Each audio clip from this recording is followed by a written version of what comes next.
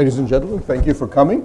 The Ananta Aspen Center, I should add I'm a fellow of this. The Ambassador Series is part of our overall strategic program, which incorporates not just the Ambassador Series, a number of public events, but also a number of track to strategic dialogues, a unique feature, I think, of the center.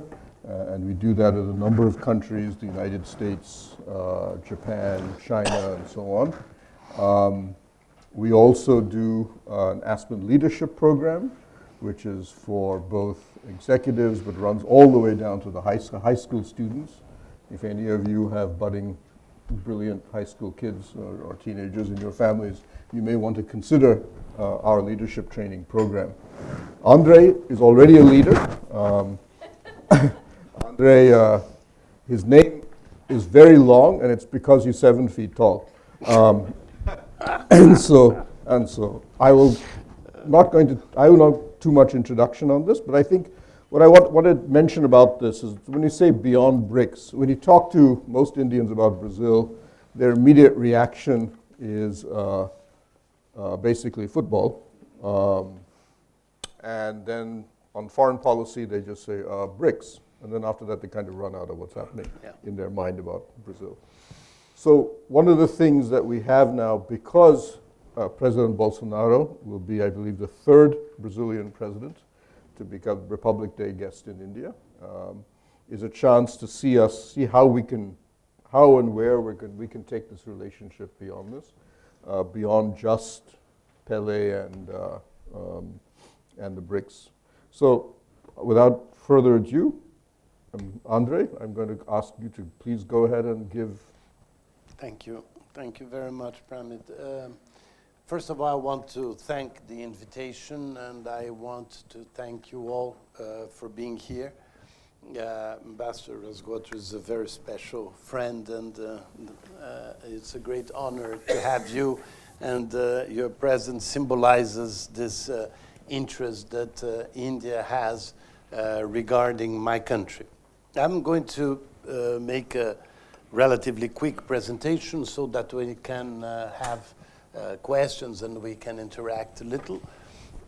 Isn't it? That's the instructions. Yes.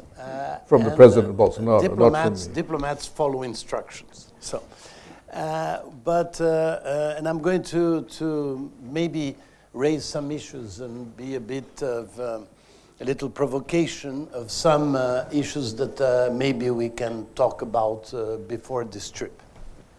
First, the thing that I want to say is, will this visit be a landmark, which I believe it will. I want to talk a little also about the idea of strategic partnership, since we are strategic partners.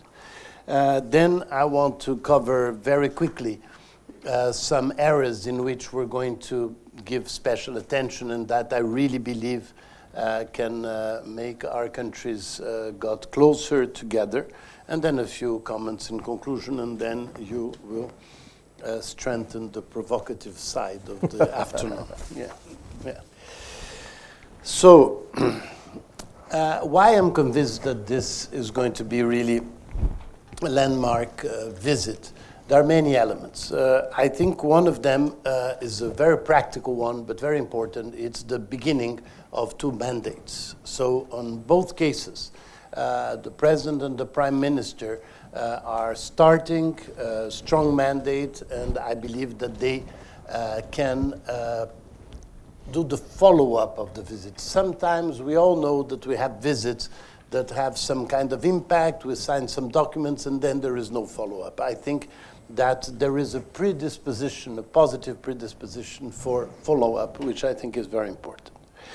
I think also our leaders have very compatible profiles. They already got along very well in the G20 in Osaka. And I believe that this personal dimension, we all know that with so many agendas, so many meetings, so many issues surrounding our leaders, I think it's a very important point.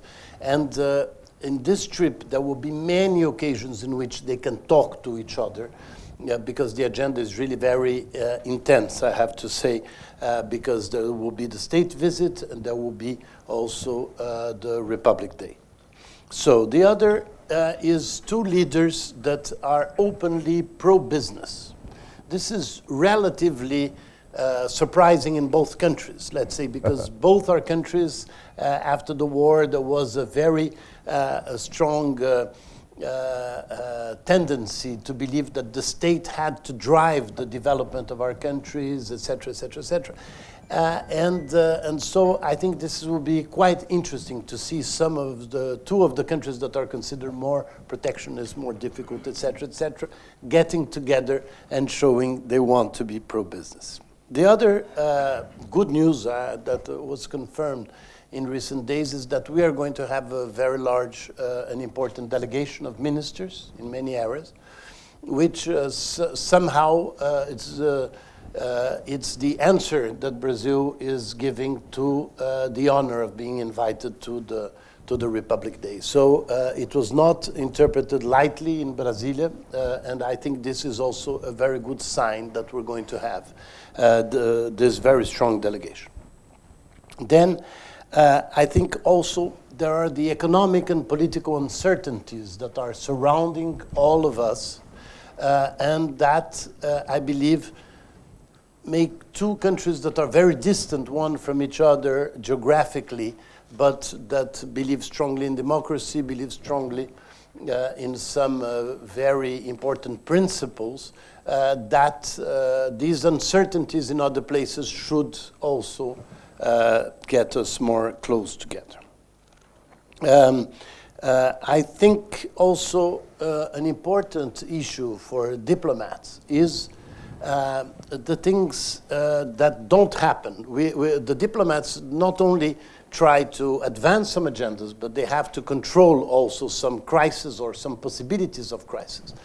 And the fact is that between India and Brazil, there are very few possibilities of major crisis because we don't have incompatible international agendas. On the opposite, and we're going to talk a little more on that, because the large international issues generally have tended to get us together. And so that's why multilaterally, Brazilian diplomats and Indian diplomats normally get together for having similar decisions, because they were both trying to protect the same things that were very essential principles for them, from sovereignty to the right to choose its economic development, etc. So in this sense, I think that we have a very strong base. And you mentioned BRICS, which obviously is the first one that comes to our mind. But we all know that we also have IPSA, we also have the G4, we also have in climate change basic, and we have the G20. So our countries have somehow already many international, either multilateral fora or plurinational fora in which we already discuss. But what is the great conclusion of that, I think many people say, is that what is missing is the bilateral. So that is why I think this is a great opportunity in this visit, because my president believes very much in bilateral. And so I think it's going to be a great opportunity for these leaders to discuss how we can get a real bilateral relationship. And that I go to the second point I want to raise, which is it a strategic partnership that we have? We've had the strategic partnership since 2006. We were one of the first to have a strategic partner with India. Since then, it has proliferated a little. But if you want to have the list and the dates. And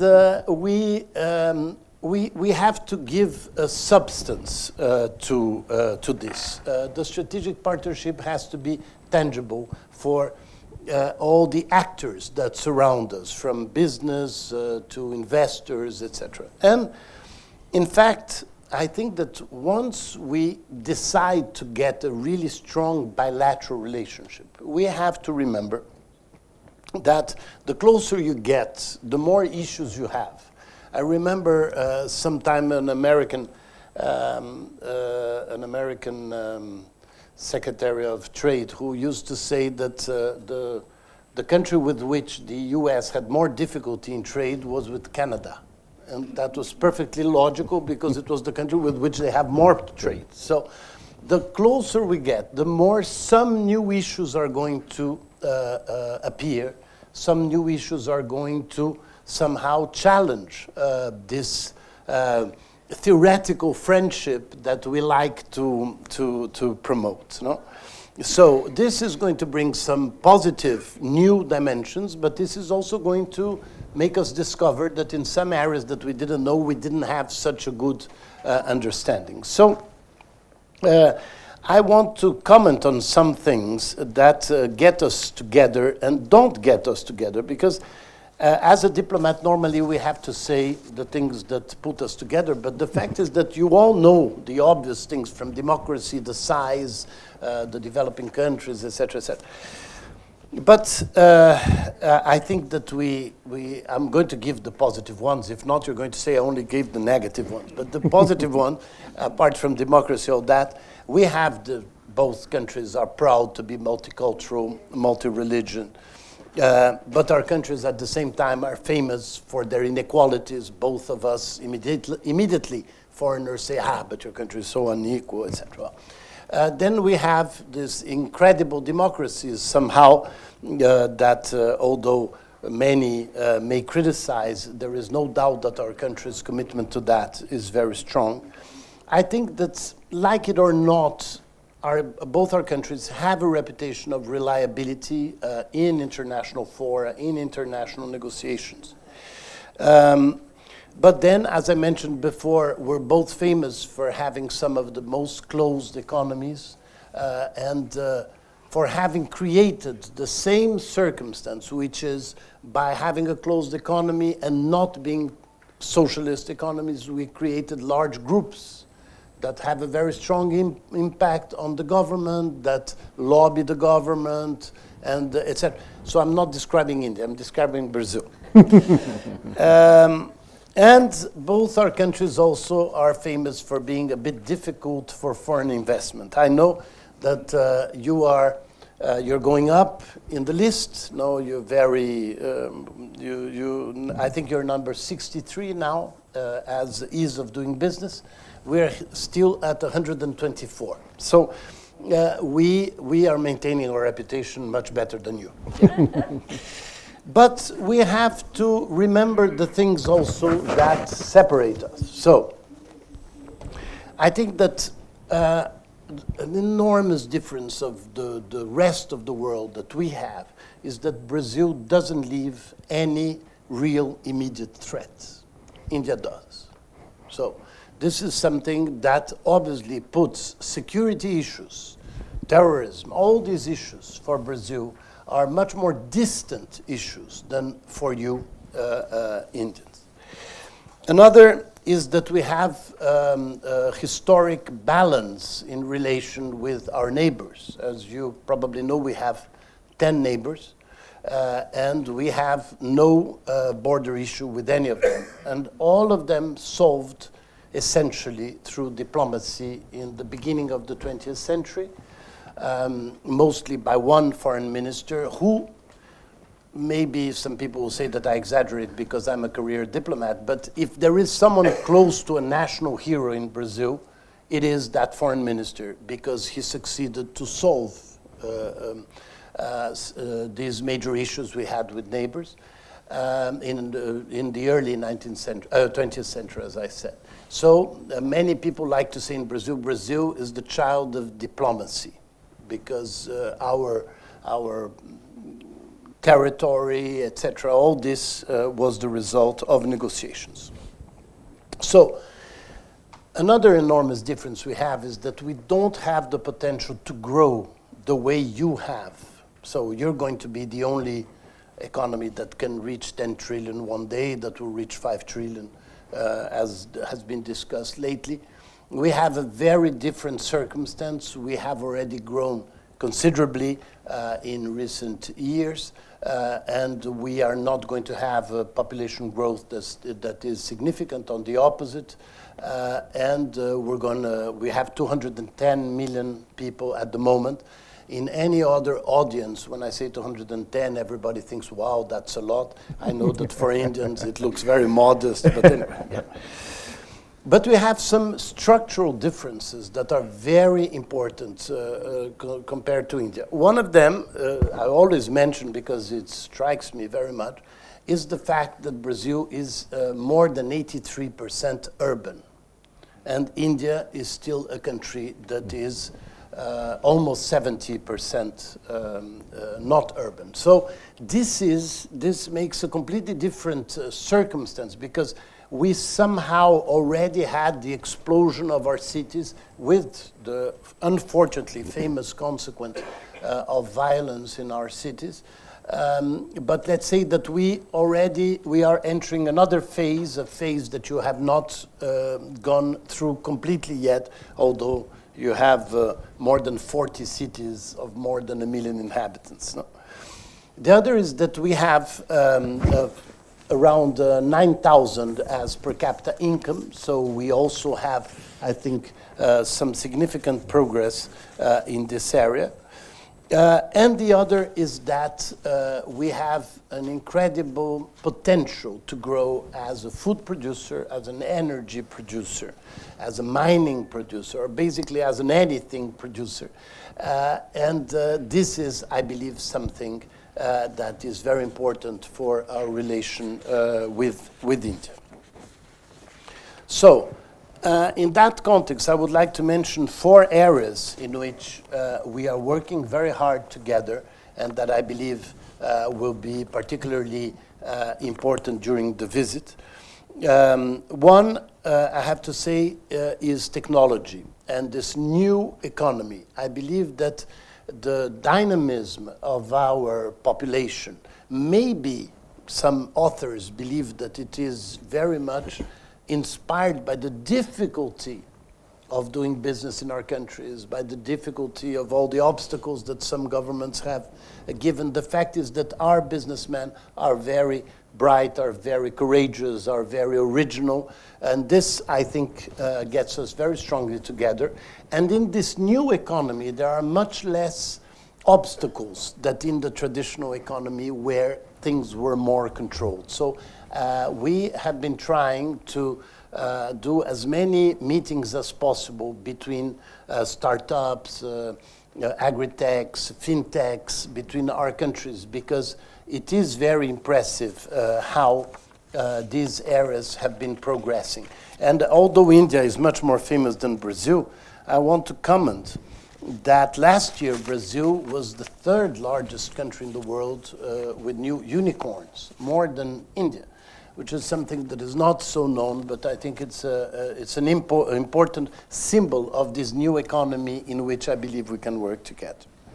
And then there are some traditional areas that we want to stress very much in this visit.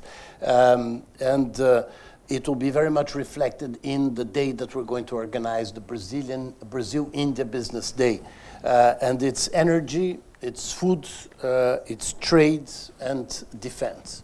I don't know if I already got my 20 minutes, but I can expand on this. No, Did I keep, get no, keep going. Okay.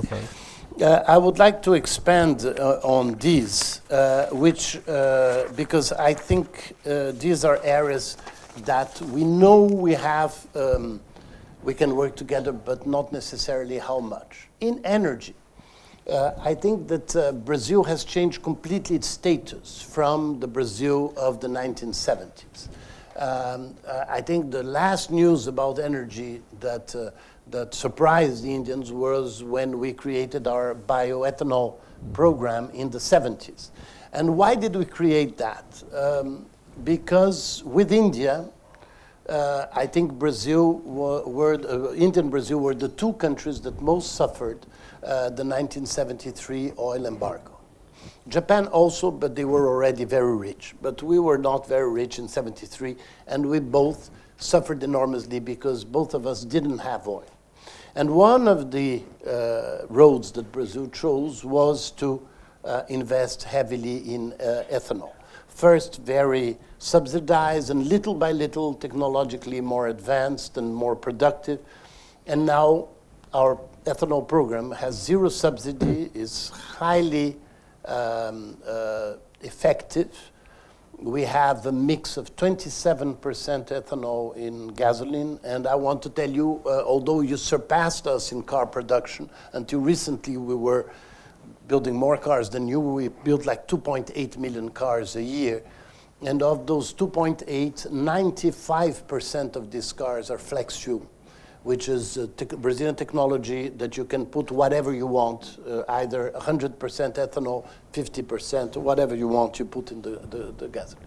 This experience is quite known in India, but I think it's very important to stress that since the 70s, when we created it, we now became one of the most important producers of oil. And we continue with this program with enthusiasm, and this program continues to grow in spite of the fact that we have lots of oil.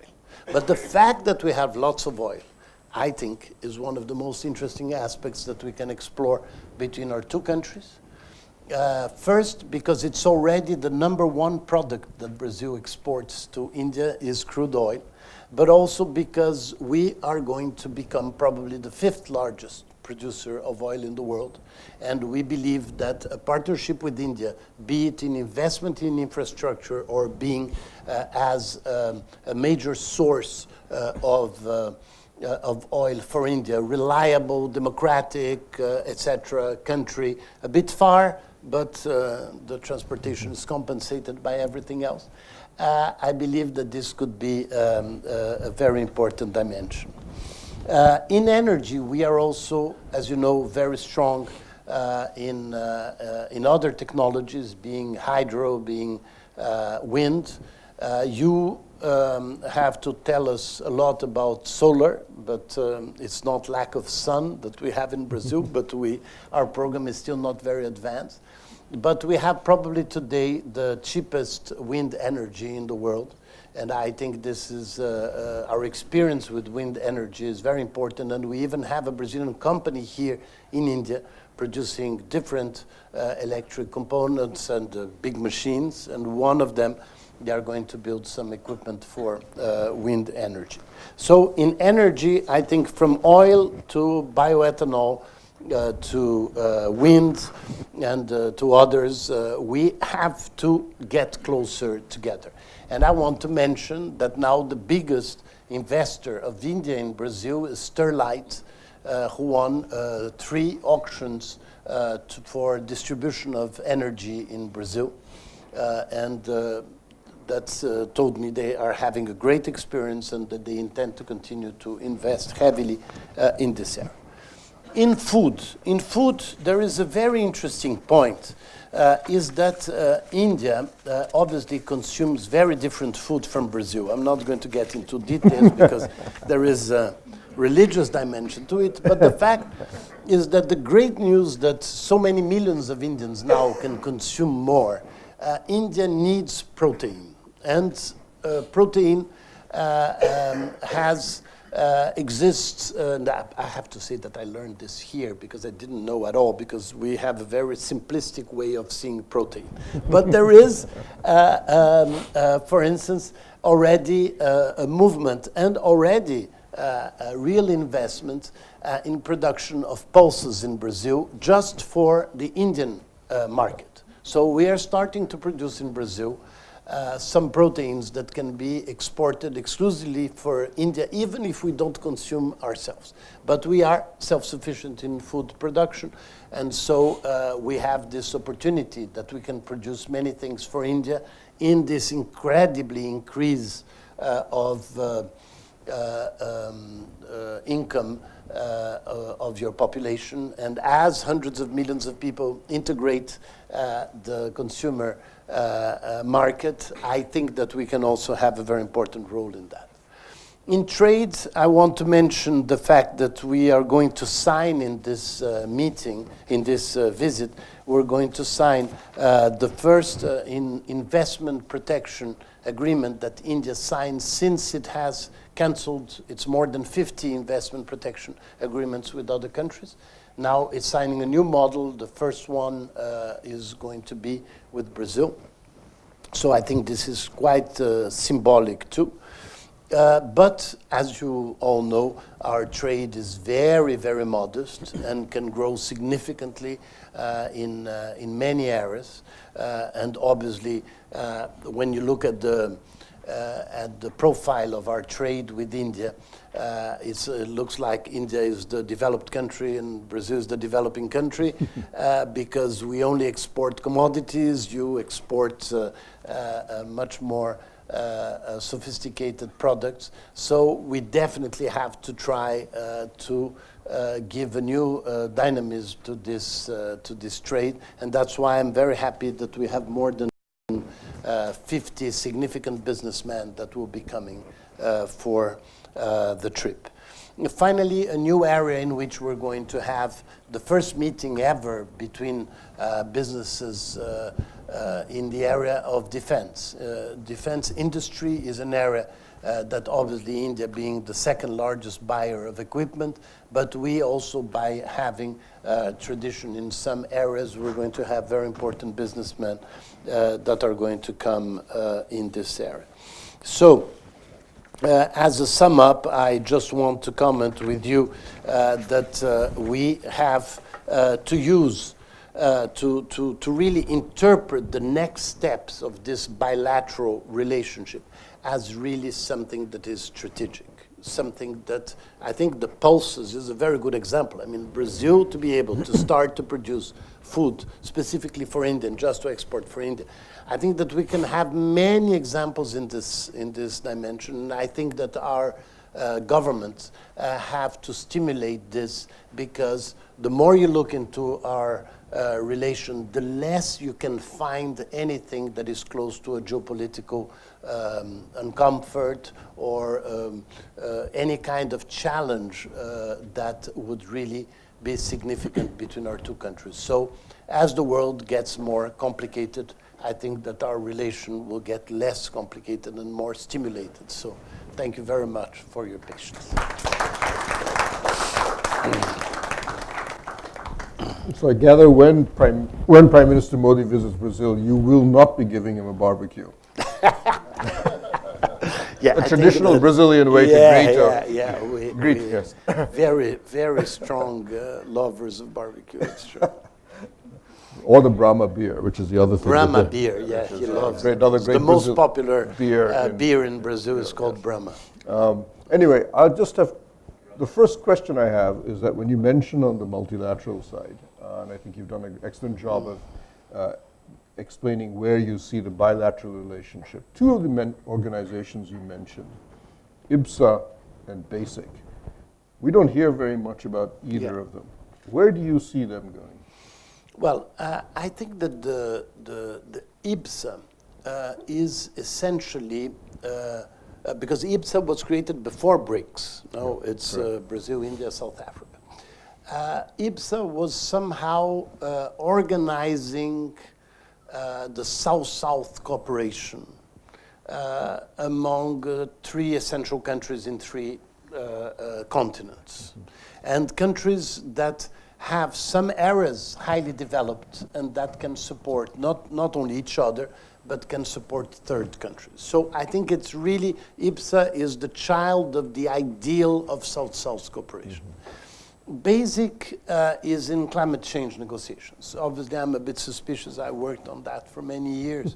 But why BASIC, not BRICS? Because in climate change negotiations, the world is divided basically between the nice guys, who are the developing countries, and the bad guys, which are the others. And Russia is in the others. So we are China, India, South Africa, and Brazil.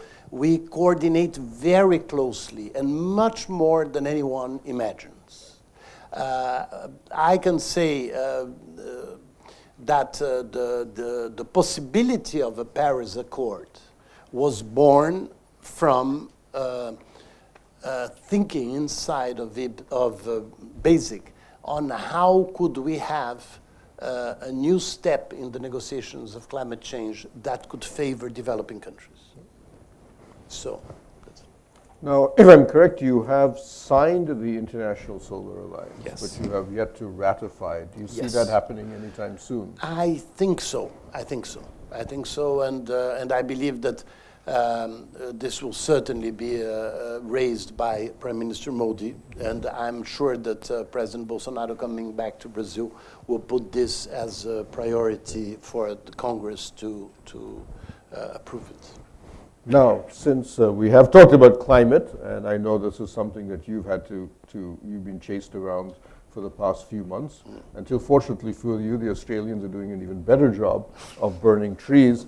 What exactly is going on in the Amazon and the fires? Okay. Yes, the issue of the Amazon is somehow Brazil's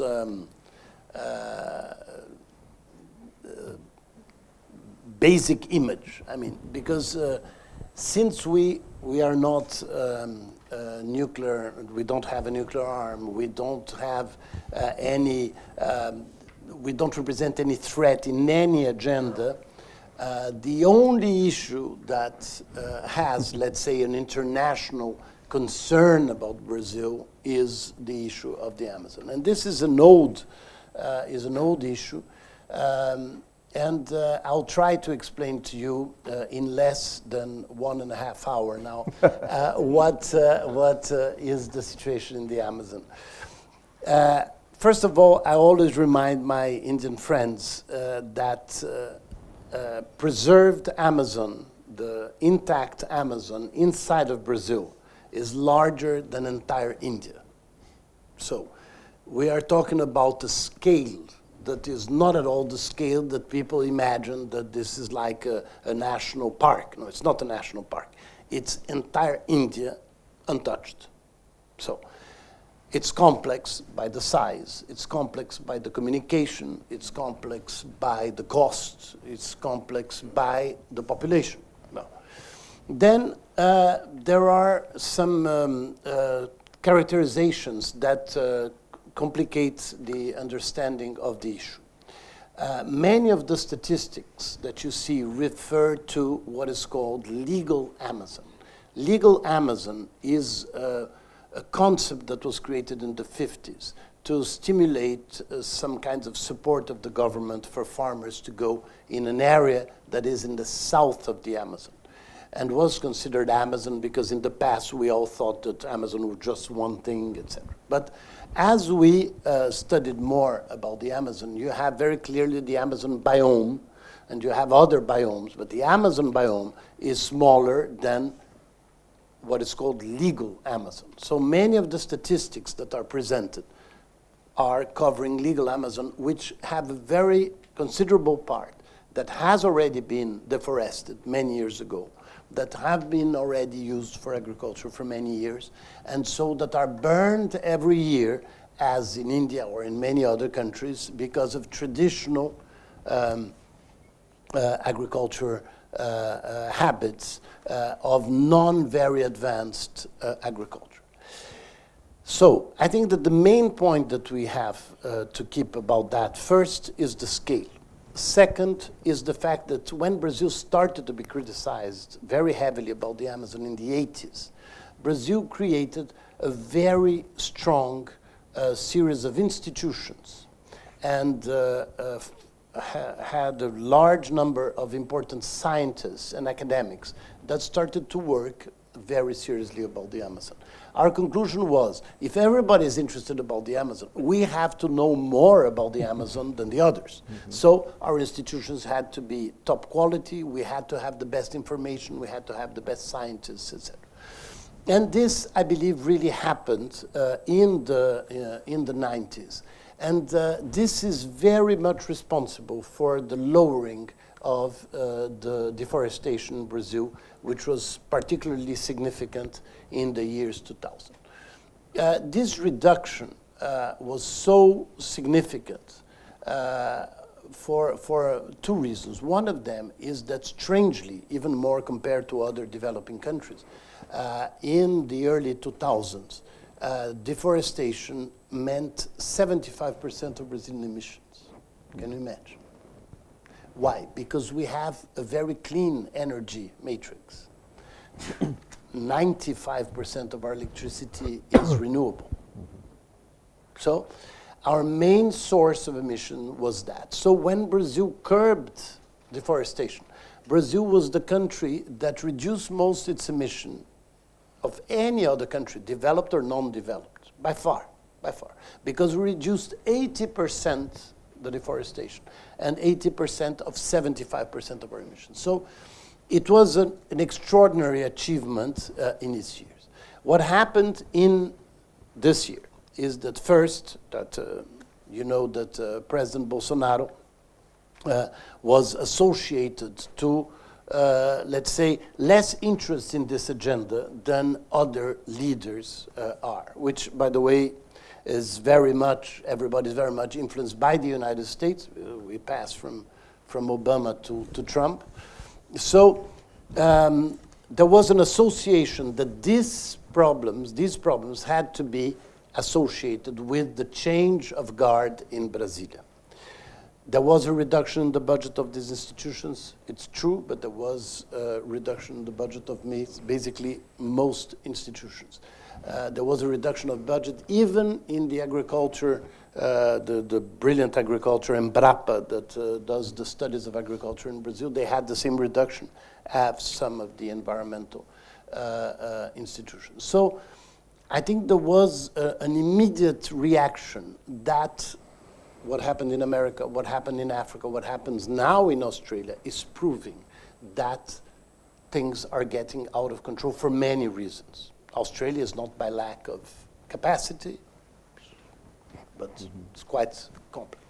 So I believe that this crisis has allowed the president to see very clearly the importance that the international community gives to the Amazon, and I think he reacted very much in this sense by declaring there would be zero illegal deforestation, because more than 90% of that deforestation is illegal. So it is a question of law enforcement, and I think that the president has shown that he has a very strong commitment in this sense.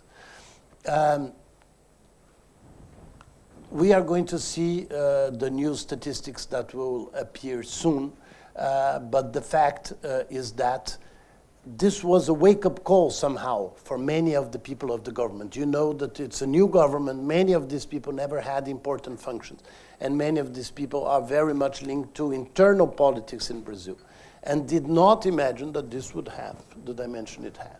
So I think this was a very important year in this sense, and we are going to see, but I'm quite sure that both the president and his government were convinced that this is a central issue that Brazil has to deal with, because it's the first image that people have of Brazil.